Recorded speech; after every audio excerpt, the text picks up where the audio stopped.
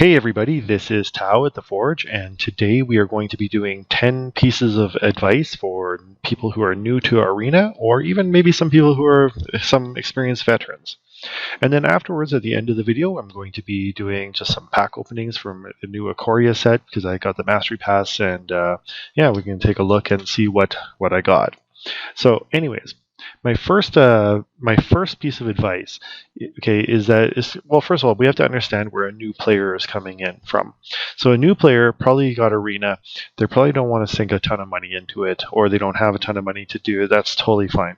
You know, there are ways that you can play this very successfully without having to spend a lot of money, right? So the one thing that you need to know, or there's a couple things you need to know, is that gold is okay in value. This is the gold here, but your gems are really what you want, and it's hard to get gems, right? So like you can buy gems like for real cash if you want, but that's generally not a great idea unless you just have cash to sink into it. So what you want to do is you want to try and get as much gold as possible and convert that gold into gems so that you can do other things with them. All right, so now the first thing I'm going to talk about is when you first start playing, you're going to get some decks. They give you some decks. These are none of these, but they'll give you some decks to play with, and get used to playing with it. And just go into the free area to play, like it's in just play, not standard ranked, just regular play. All right, so get used to the decks, get used to how the game works, and stuff like that. Okay, the next thing that I would say is that when you get gold, don't go to the store and spend it on card styles. All right, so there are, let's just take a look here. Okay, so there are things like when we go to things like sleeves, for instance. Okay, don't spend your gold or gems on things like this. All right, there's lots of ways to get free sleeves, and sleeves are just they're called aesthetics. They're things that just make it look nice in the game. But I wouldn't spend any money on sleeves really, unless unless I guess you have money to burn. But I'm talking about people that don't. Same thing with pets, right? Okay, if we go into your playing. Okay, so if we go to for instance for draft, getting into here, it's going to be 10,000 gold to draft this set.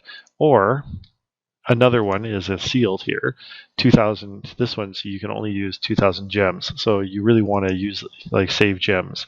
But if you ranked draft Theros, for instance, it's 5,000. This is the usual cost for drafting. It's 5,000 gold. Right? Never spend gems. All right, so but 5,000 gold. 5,000 gold is not that hard to get. Okay, so when we go back to the store, though, what you can see is here, these land styles, and this is supposed to be on offer, right? Yeah, okay, they're kind of cartoony, and you might like it, all right? But it's 10,000 gems. That's 2 drafts, okay? And 2 drafts represents, okay, let's go take a look. Okay, so if I go into drafts, there's 2 drafts. I would get 3 packs, right, for each draft, and then even if I have no wins at all, I would get one extra pack. So it's 4 packs, right? So is it worth it, right, when you're going into the store? Okay, so that's in if you're going into the store and just getting these card styles, is it worth it to get potentially 8 packs of cards, in exchange for these styles? Okay, this is just kind of a sink, the way that Wizards kind of gets you to waste your gems on things. So I would generally not encourage you to buy these, and I'm guilty of it. I have bought some because I really liked it, but I also I'm not necessarily playing on a budget either, right? So yeah, there's things like that you got to be really careful if you really want to do it. Even if you just wanted to go packs, right? You can get, if for 10,000 gold, you could buy 10 packs, right? And that's of any set, right? So there are 1,000 gold for each set, and a pack of no matter what set you want, right? So in general, you should spend your gold on packs, right? And in general, you should do that with draft. Now, why draft? Okay, because here for 10,000, let's say just 5,000 now. So for 5,000 gold, you can get 5 packs. So why would I ever draft it? Right? Well, the answer is that if I'm going to draft, right, I'm going to get 4 packs, but I also get gems, right? And if you have a decently constructed deck, you can always get to, like, I don't think I've ever gone less than two if I get like a really terrible draft, right? But usually I get like between maybe 3 to 6 or 7, even sometimes 7 wins. So sometimes I can go like 7-2 or something like that. I can get up to the 7 wins, and then you get 950 gems and potentially 2 packs. And I think there's always a bonus. Yeah, there's always a bonus. Like here, 40% chance you get an extra pack. This one's 35% chance you get an extra pack. And so like there are ways that you can get extra packs, but the main thing is you're converting them to gems. And with the gems, when you get gems, you can use it to buy the mastery passes. And when we go to mastery passes, basically it says like every time you win, you level up, you get. If you don't have the mastery pass, you just get this. So every second level that you get a pack, right? But if you have the mastery pack, card styles, it doesn't really matter. But you get these extra reward packs, right? And basically those are going to fuel your extra cards. These are nice, these mastery orbs, but again, they're not huge.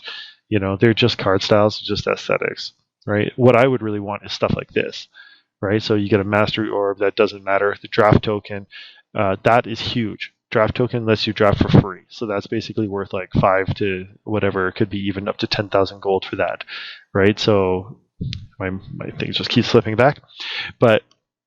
And then you get a mythic card, all right? And a mythic card could be really good too. So you really want to try and get these things like this, right? And so the mastery packs, like here's 200 gems, extra packs, stuff like that. That's really what you want to try and get, all right? So basically, don't buy card styles and aesthetics and things like that. Okay, so same thing with like avatars. Like, don't buy the avatars.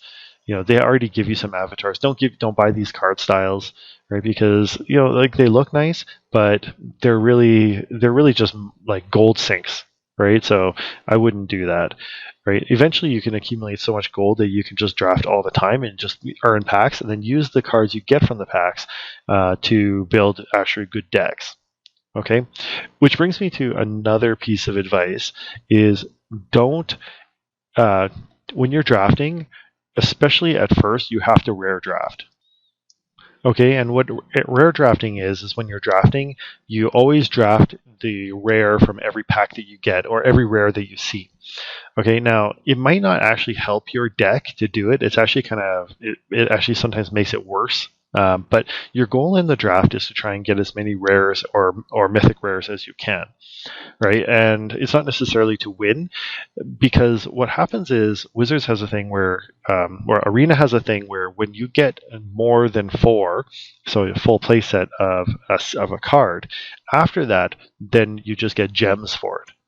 Right, so what you're trying to do is try to get 4 of all the rares and mythic rares as you can. So when you get new ones, if you get that rare again, it turns into gems, right? And so that's a way of converting your gold into gems, right? So you should always rare draft.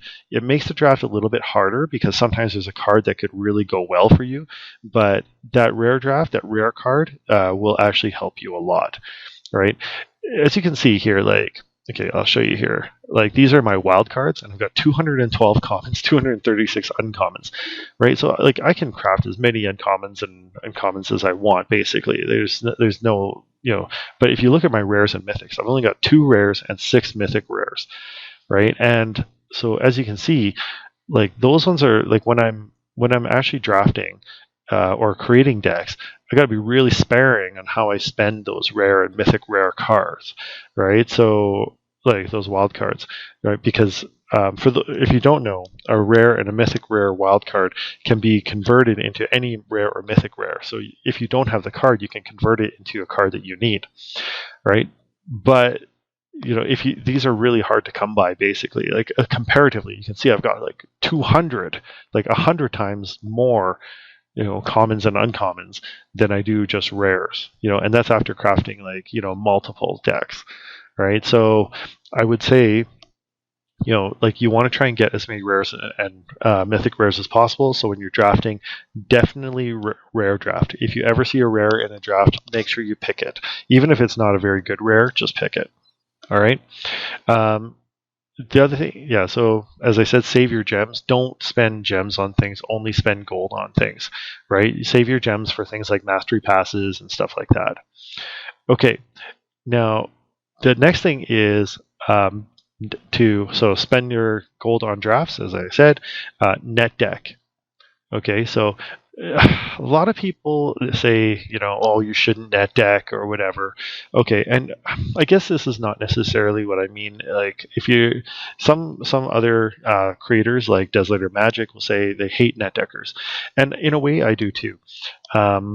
They when you talk about a net decker, in that just look at the top list deck and just create that deck, right? So they look at the deck that just won the last tournament, then and they just create that deck. Then yeah, that's kind of annoying. All right, and it drives up card prices and so on and so forth. Okay, but in Arena there are no card prices. Okay, but I'll show you my decks here. All right, and what I mean by net deck is look for an interesting deck that you can that has been made by someone else, like other content creators, right? And use those decks, right? Especially at first, because it gives you a sense of how to actually create decks. But then you also get something that's competitive, that's not necessarily going to waste your gold and waste your gold or your wild cards. Right. So, for instance, you can see here CGB means Covert Go Blue. Right. So this is Covert Go Blue's Dimir Flash deck that he made. Let's see. There's also, I believe I have Strictly Better MTG's Sultai Ramp deck. Right. And stuff like that. This is I actually had a Covert Go Blue Simic Flash, which I modified into my own Simic Flash, and also Fancy Folio as well, which is a Covert Go Blue deck, right? I really like that channel, right? I also have Desolator Magic's Infinity deck and stuff like that. So, and you'll find that some of the creators are really good and reliable, and other ones are just kind of meh. The ones I would strongly recommend looking out for is Mono Black Magic, Covert Go Blue. He's probably the best one, and Strictly Better MTG, second best. Right? These two those two guys are just amazing at deck creation. But when you're using that, then you're not going to actually waste your rare cards, right? And then when you play, you can actually get some wins in, which is good. All right, so this is a thing, is like when you first start playing, be prepared to lose, right? Because you're not going to win like all the time because you're new to the game and you might not have all the cards you need. So another thing is that when you're crafting decks, what you can do is often look for a strictly worse card. All right, and what I mean by that is sometimes there are cards that are just great. Okay, so you go to green white auras, I believe. So for instance, if I don't have like a great card here, right? Let's say I'm missing one of the cards, right? Then what I can do is I can actually substitute it with a different card, right? One that actually does something similar, or maybe the same thing, but at a higher cost, right? It might not be the best way to do it, but it allows you to actually just get a few games in to see if you like that style. Into the Unknown is actually a really good one. This is actually a deck made by Covert Go Blue as well. And for instance, if you don't have something like Bedevil, right? Or for instance, if you don't have some of the other cards, like for instance, I think in Covert Go Blue's version of this deck, he runs a little more removal, right? So what I did is I added things like which is actually I forget what it was, but there's a curse card or something like that, and it does a very similar thing to Cry of the Carnarium, where you can name a card type, like so you can say like elementals or something like that, and all elementals get -3/-3. Right, so it allows you to go and look and see, like, if you don't have a card, you don't necessarily have to go and spend it, but you can look for a replacement card that does a similar thing, right? And for instance, I made some modifications to this. So in my version of this, I run one Stonecoil Serpent, right? So Stonecoil Serpent's a great card. The thing with this deck is that your opponents could sometimes cast your cards, but if they cast Stonecoil Serpent against you, then they have to cast it for 0, right? So it just goes to your graveyard, which fuels something else, which fuels Cruxa. Right. The only danger I added, and because I think it's more fun to be a little bit risky, is 2 of Captive Audience, and it's just fun to resolve this against an opponent. Right. And you actually, there's been many times I've had like both of these against an opponent, like in the same game, and it's a lot of fun. But sometimes you get to put on yourself. The good thing about it is that very often, for instance, in mine I have Storm's Wrath, so I can use Storm's Wrath like captive when I cast like when I get this, if I get this put on me on my own, like my own card put on me, then I can use Storm's Wrath and get rid of all the zombies and stuff like that. So, I mean, there's ways to modify decks to make it better for yourself. So there's ways to modify the decks that so that they can include cards that you already have, and then you don't have to waste so many wild cards on them. All right, so be very careful in spending those rare and mythic rare wild cards. All right. The next thing I want to show you is on this front page here. There's a lot of actually good stuff here. So how do you get the gold in the first place? And the way you get gold is basically by completing these challenges. Right. So what I'd recommend is, first of all, you see here I have like a 500 gold challenge. There's 500 and 750 gold challenges. I almost always, every day you can actually give up one of these and exchange it for something else. At first I had 0 of all these. This is actually one game, right, where I played one game of mono red. Right, and I know this feels dirty. I don't really like to play that deck, but in one game of mono red, I cast 9 red spells. Here's again 9 red spells and cast 5 creatures. Right, but what I would do is I would actually exchange this. Right, so you can click it if you want, and you can sometimes exchange these once a day and try and get something else, right? And often you can exchange a 500 one for a 750. So what I'd suggest is always try and exchange a 500 for a 750 if you can, right? And get as many 750s as you can because they add up. If you, like for instance, if this was 750, then instead of here getting 1750, right, I would get 2,000 gold. That's an extra 500 gold. So every time you exchange a 500 for a 750, then you actually get a little bit of extra gold, right? It's getting an extra 250 gold. So you should do that all the time.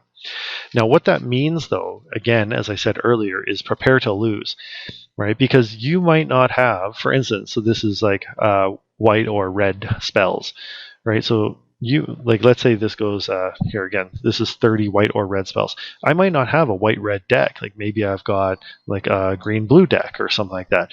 Well, then you got to go and play white red spells, right? And so you might have to craft like a whatever you got type deck, and then you're going to lose a bunch. But once you cast those spells, then you get the gold and you can move on, right? So, but you have to be able to. You need to get these challenges as often as possible.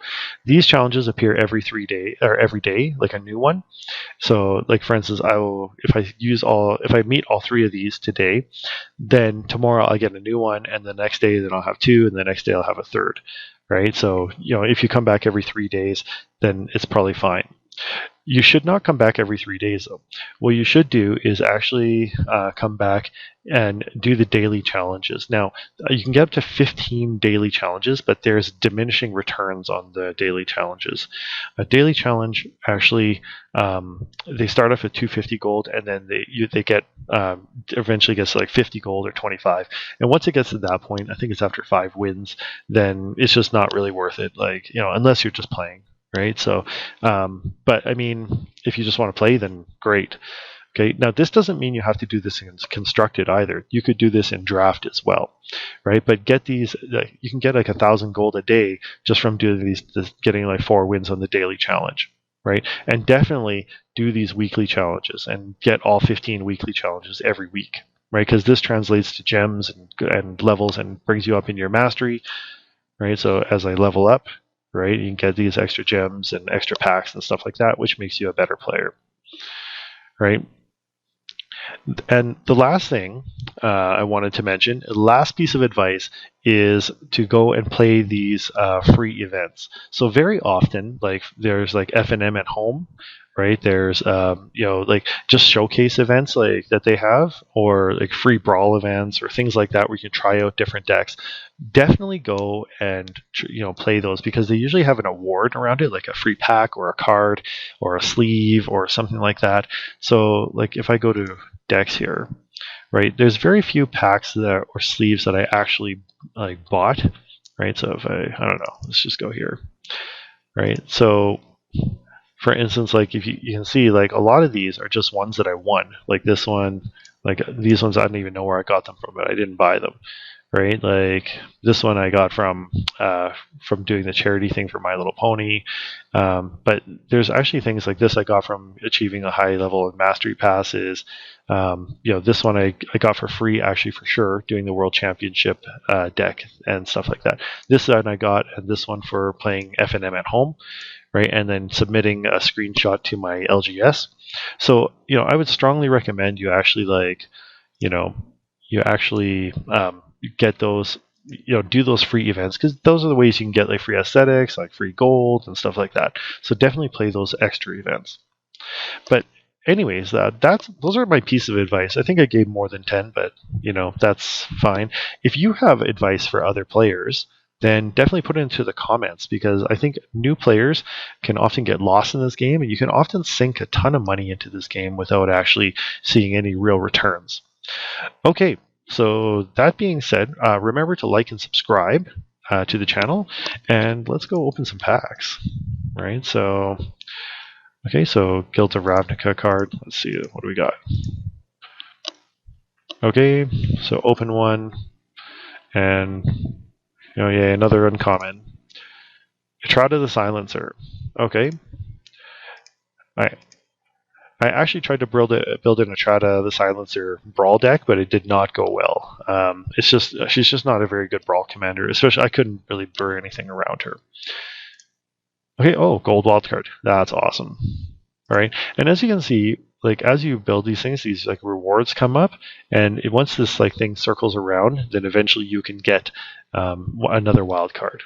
Okay, so here's the vault progress. Now, every time you get a card that you already have, it goes into your vault and it increases the vault progress. But as you can see, okay, I have 212%, means I can cash this in twice, right? But it contains 1 mythic rare, 2 rares, and 3 uncommons. Okay, so there's 212%. And let's take a note of that. I'm going to open 10 packs here and see what happens here. See if I don't think I'll get any doubles, but we'll see. Okay, so let's open 10. Okay, it looks pretty good. I got some wild cards, which is nice. Yeah, pretty much everything is new. When you open 10 at a time, it only shows you the mythics that you got, or mythics or rares. It doesn't show you the commons and uncommons. Okay, but you can see no vault progress. All right, let's see anything else. There's not gonna be any vault progress because these are all gonna be new. Okay, so good, a Triumph card. Those are actually going to be useful. It is one thing I don't really mind spending rares on, is the rare lands, because they're very often like useful in multiple decks. Okay, so let's see, 10 more. Okay, more wild cards, which is good.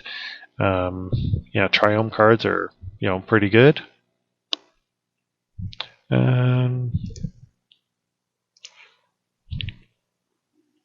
Okay. Oh my goodness, that's a great one. Okay, and let's go a little more. Okay, another rare. All right, and okay, so again, more here. Now I've got a lot of this Draneth Magistrate. Let's see.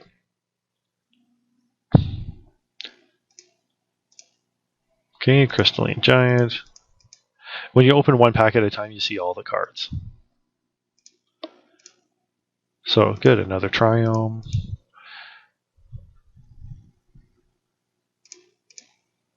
Oh, Mythic Rare. Okay, and great. Oh, okay. Zerda the Dawnwalker. All right, interesting. Okay, so here's the thing. Like, as you can see, I started off with, I think, like 2 rares. Now I got, out of 55 packs, I only got 10 rares. Right? I did get a lot of mythic rares, which is lucky. And here you can see I'm about to get another rare wild card. But you can see my vault progress only went up, okay, by like not even 2%. Right, so you got to open up a ton of packs to get this vault progress to go. I just never really need the card, so I just like set it here and just like save it, you know. But I never really need to cash it in, so I'll just save it for a rainy day. But yeah, like it's super hard to get these rare wild cards, and so it's a good idea to try and take as much time as you can to save gems and save wild cards, and make sure you use them sparingly. So anyways, that's it for my video. Hope you enjoyed the pack openings and the advice.